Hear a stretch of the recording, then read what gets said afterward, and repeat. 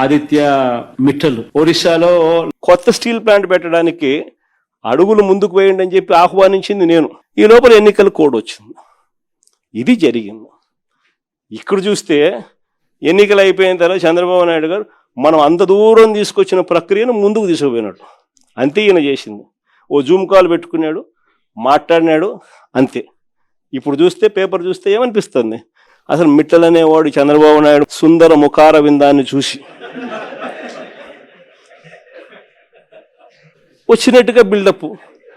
ఆ గూగుల్ కూడా అంతే, ఆ గూగుల్ కూడా అప్పుడు కూడా అంతే, అదా నేను తీసుకొచ్చింది మనం. నమస్కారం అండి, this is #you. Jaganmohan Reddy నిన్న మీటింగ్ పెట్టాడు. మీటింగ్ పెట్టి క్రెడిట్ చోరీ ఎప్పుడెప్పుడైతే ఆంధ్రప్రదేశ్ బాగుపడుతుంది అనే దశగా ముందుకెళ్తుందో దాంట్లో జగన్మోహన్ రెడ్డి ఇంటర్ఫియర్ అయిపోతూ ఉంటాడు. వచ్చేసి క్రెడిట్ చోరీ అన్న పదం వాడుతూనే ఉంటాడు. ఎందుకంటే మాకు క్రెడిట్ అనేది ఏం లేదు కాబట్టి పక్కన వాళ్ళ క్రెడిట్ని మేము దొంగతనం చేస్తాం కాబట్టి దొంగతనం గురించి ఎక్కువ మాట్లాడుతూ ఉంటాడు. ఇది వాస్తవం. ఆంధ్రప్రదేశ్లో మిడిల్ గ్రూప్ వాళ్ళు వస్తే నాకేంటి అన్న రీతిలో దోచుకోవడానికి ముందడుగేస్తుంది చంద్రబాబు సర్కార్ అని కూడా చంద్రబాబు నాయుడు గురించి జగన్మోహన్ రెడ్డి గారు నిన్న ఆణిముత్యాలు జల్లెళ్ళిపోయారు. ఇదంతా కాకుండా గూగుల్ డేటా సెంటర్ ఏదైతే ఉందో దానితో ఆల్రెడీ మేము MOU ఎంటర్ అయిపోయాం. దాని కార్యరూపేణ చంద్రబాబు నాయుడు ముందుకు తీసుకెళ్లాడు తప్ప ఇది కూడా క్రెడిట్ చోరీయే అని చెప్పి ఆ రోజు చెప్పాడు. ఈరోజు మిట్టల్ గురించి కూడా అదే చెప్పాడు. నేను అడిగాను అనమాట, ఏంటబ్బా ప్రతిసారి జగన్మోహన్ రెడ్డి క్రెడిట్ చోరీ అని మొత్తుకుంటున్నాడు, ఇది వాస్తవమా అని చెప్పి నేను కూడా ఒకసారి నా ఎఫర్ట్ నేను పెట్టాను. Which years did Jaganmohan Reddy visit Davos? వెళ్ళాడు కదా, గుర్తుంది కదా.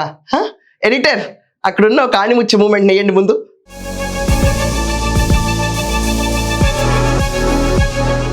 ఇక్కడ YS Jaganmohan Reddy and the world economic forum in Davos only once during his tenure, that is 2022 May 2022 to 26 sir Davos లో బ్లేజర్ వేసుకుని బయట తిరిగారు. ఆ తిరిగినప్పుడు అక్కడ అడిగితే this a very lengthy question అని చెప్పి స్పూఫ్ అయ్యారు. చూడండి, అదొక్క టైంలోనే మనం దావోస్కి వెళ్ళాం.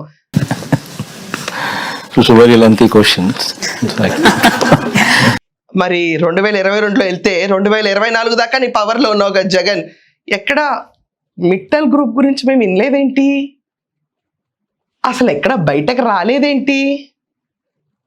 కియా కనుక రాజశేఖర రెడ్డి గారు పిలిస్తే 2009లో ఆయన చనిపోతే 2014 ఎండింగ్ 15 కియా వచ్చింది చూడు, అలాగే ఇక్కడ జరుగుతాయా మళ్ళీ?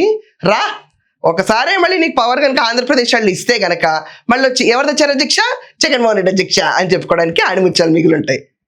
అర్థం ఉందా? జగన్మోహన్ రెడ్డి 2 ఏళ్ళు చేతుల్లో ఉంది, అప్పుడు ఏం చేసావు మిట్టల్ గ్రూప్ గురించి? నువ్వు పీకిందేం లేదు.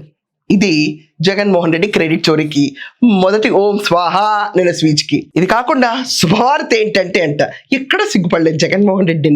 అసెంబ్లీలో 263 స్థానాలు అంటే 11 స్థానాలు టోటల్ యాడ్ చేస్తే 263 సంఖ్యకి పెరిగింది.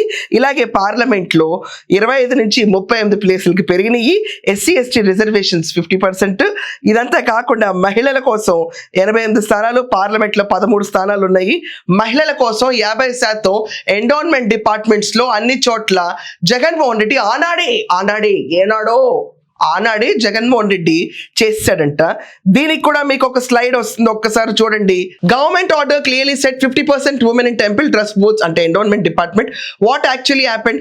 Example, Tirumala Tirupati Devasthanam, one of the biggest brands in India, total members were 29, women were appointed were 3. ఇది 50%కు పెంచిన జగన్మోహన్ రెడ్డి. దిస్ ఇస్ రఫ్లీ 10%, not 50%.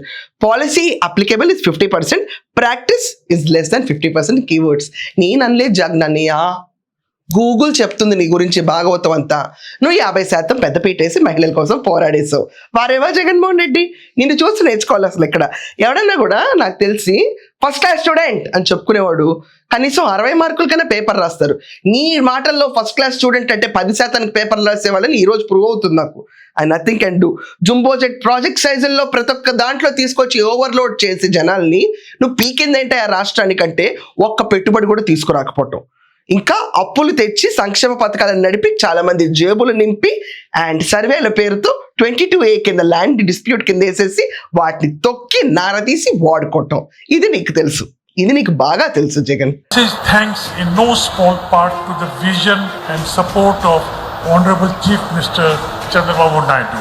His commitment to industrial development has played a decisive role in making this moment possible. We are deeply grateful for the support you and your government have extended to us. నిన్న మిట్టల్ గారి speech అయిన తర్వాత ఆయన చంద్రబాబు నాయుడు గారిని ఎలా పొగిడారు? ఎవరి కోసం వచ్చారు ఆంధ్రప్రదేశ్కి? బాబు గారి ఫేస్ వాల్యూ వల్ల చూసి ఆంధ్రప్రదేశ్కి వచ్చామని ఆయన చెప్తుంటే మాట వరుసకు కూడా దాంట్లో జగన్మోహన్ రెడ్డితో మేము ఎంఓయూ ఎంటర్ అయిపోయాము, ఇవన్నీ పిచ్చివాగుళ్ళు ఎక్కడ రాలేదే, అసలు జగన్మోహన్ రెడ్డి ఎంఓయూ ఎంటర్ అయ్యాడా, మేము ఎంఓయూ ఎంటర్ అయ్యాడని జగన్మోహన్ రెడ్డి చెప్తున్నాడు. నేను ఇక్కడ క్లియర్గా అడిగాను, did AP government sign MOU with Mittal in Davos అంటే no, there was no MOU sign with Mittal by AP government at Davos during Jaganmohan Reddy tenure, that is at 2022. అబద్ధాలకు కూడా సిగ్గుపడాలి జగన్ చెప్పేటప్పుడు. మేమే తెచ్చాం, ఏం తెచ్చావు? ఇదంతా ఓకే.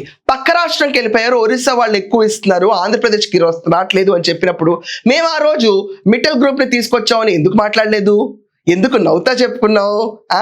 ఆదిత్య మిట్టల్ ఒరిస్సాలో 1,04,000 కోట్లతో 24 మిలియన్ టన్నుల స్టీల్ ప్లాంట్ అక్కడ కడతా ఉన్నారు. చంద్రబాబు నాయుడు అంటాడు, చంద్రబాబు నాయుడు కొడుకు. ఆంధ్ర రాష్ట్రంలో 1,61,000 కోట్లతో 17 మిలియన్ టన్నుల steel greenfield steel plant అనకాపల్లికి వచ్చేస్తా ఉంది అని చెప్పి చెప్తాడు. అసలు ఆయనైనా ఎన్ని కడతాడు?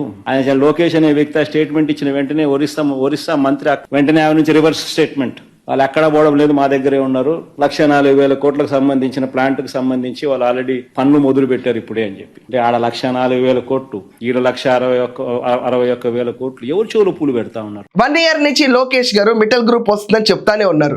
అప్పటి నుంచి నీకు మిట్టల్ పేరు ఎప్పుడు ఎందుకు బయటకు రాలేదు?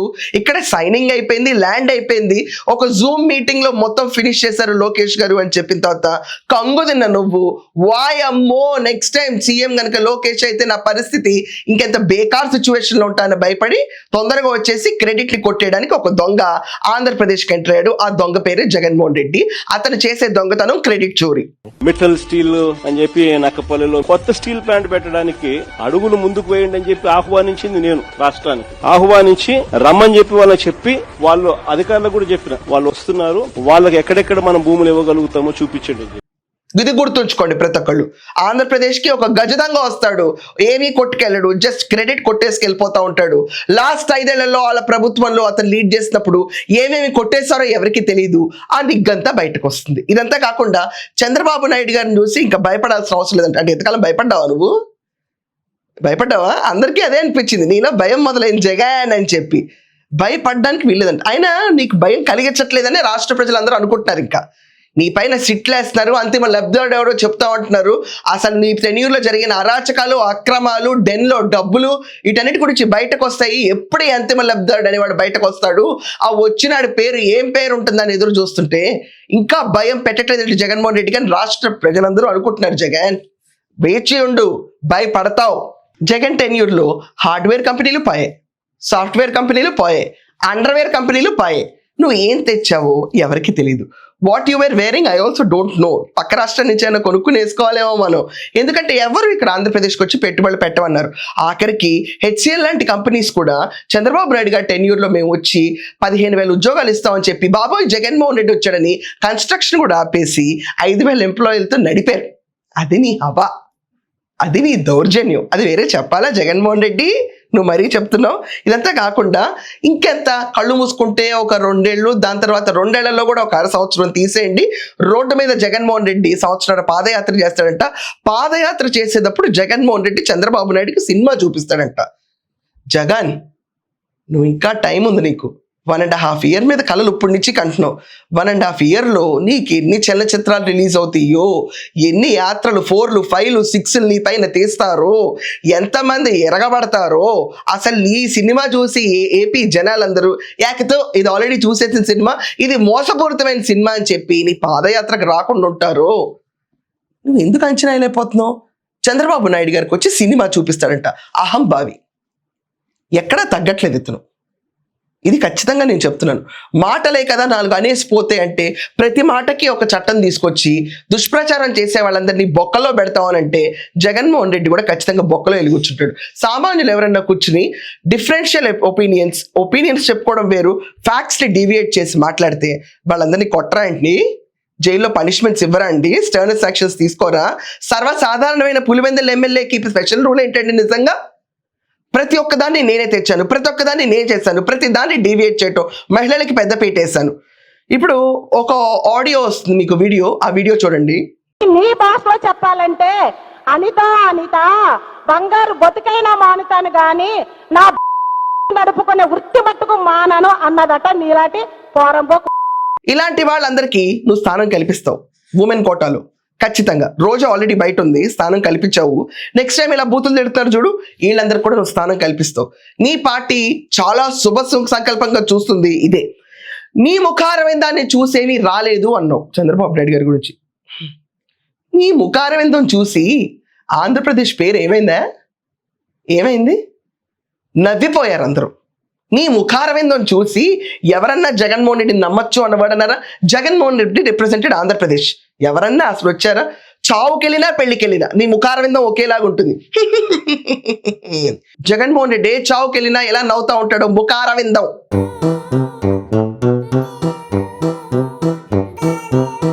అందుకే అన్ని చావులకి నేను పిలుస్తారేమో అని ప్రతిసారి ఏడవటం ఎందుకు, ఒకతను నవ్వుపోతాడు వచ్చి మన చావుకు, కనీసం హాస్య గ్రంథాలన్నా ఉంటాయి అని చెప్పి. నువ్వు సినిమా చూపిస్తావా పాదయాత్రలో? మిట్టల్ వచ్చి ఈరోజు లోకేష్ గారిని at the same time Chandrababu Naidu గారిని పొగిడితే జీర్ణ వ్యవస్థ దెబ్బతిని ఏదో ఒకటి మాట్లాడాలి కాబట్టి నువ్వు వచ్చి మాట్లాడతావు. నువ్వు వారం ఏపీకి వచ్చే గజ దొంగవి.